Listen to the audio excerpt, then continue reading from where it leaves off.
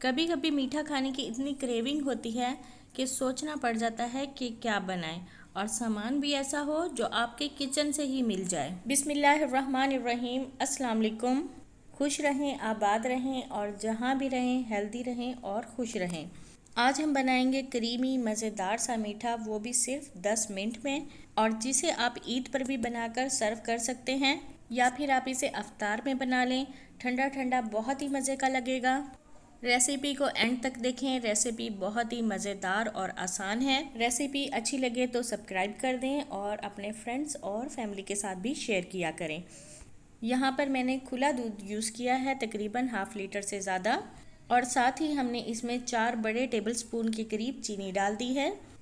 अच्छे टेस्ट और अच्छे जायके के लिए हम इसमें हाफ टी स्पून इलायची पाउडर डाल देंगे।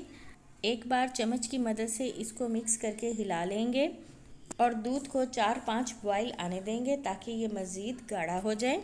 यहाँ पर हमने एक प्याली में थोड़ा सा दूध निकाल लिया था और इसमें हम भर के 3 बड़े चम्मच कॉर्नफ्लोर के डालेंगे। और अगर आपके पास कॉर्नफ्लोर नहीं है तो आप इसमें कस्टर्ड भी डाल सकते हैं। पहले हमने इसे ठंडा ही मिक्स किया है और बाद में हम इसे उबलते हुए दूध में शामिल करेंगे। लेकिन इस बात का ख्याल रखना है कि हमने चम्मच को साथ साथ हिलाना है और दूध को हमने आहिस्ता आहिस्ता करके इसके अंदर डालते जाना है और चम्मच को तब तक हिलाते जाएंगे जब तक ये थोड़ा सा पक नहीं जाए। इसे हमने गाढ़ा होने तक पकाना है। अगर तो आपने चम्मच को हिलाना छोड़ दिया तो इसमें कॉर्नफ्लोर डला हुआ है तो ये गुठलियाँ बन जाएंगी। मुसलसल चम्मच को हिलाएं 1 से 2 मिनट के लिए। आप देखेंगे एक क्रीमी और ख़ूबसूरत सी खीर तैयार हो गई है। 1 से 2 मिनट के लिए मज़ीद पका लेंगे ताकि थोड़ी सी थिक हो जाए, क्योंकि हमने इसे जमाना है। तो इस रेसिपी में मैं इस्तेमाल करने वाली हूँ वर्मासिली, क्योंकि ईद का मौका है और सवैयाँ जो हैं सब बहुत ज़्यादा शौक़ से खाते हैं। इसलिए मैंने सोचा कि मैं आपको सवैयों की ही कोई रेसिपी बनाकर दिखा दूँ। यहाँ पर सवैयों को हमने एक बड़े बाउल में डालकर फुल अच्छी तरह से तोड़ लिया है। तो जिस डिश में आपने सर्विंग करनी है इसमें हम सवैयों को हाथ की मदद से थोड़ा थोड़ा करके डालते जाएंगे और चम्मच से या किसी भी चीज़ से इससे हम प्रेस कर देंगे। तो सवैयों की यहाँ पर हमने एक लेयर लगा दी है और इसे हमने अच्छी तरह से प्रेस भी कर लिया है। और फिर हम इसके ऊपर डालेंगे मज़ेदार सा क्रीमी कस्टर्ड, और इस कस्टर्ड को हमने रूम टेम्परेचर पर ही रखा था। आप देख सकते हैं कि अभी से ये थिक होना स्टार्ट हो चुकी है।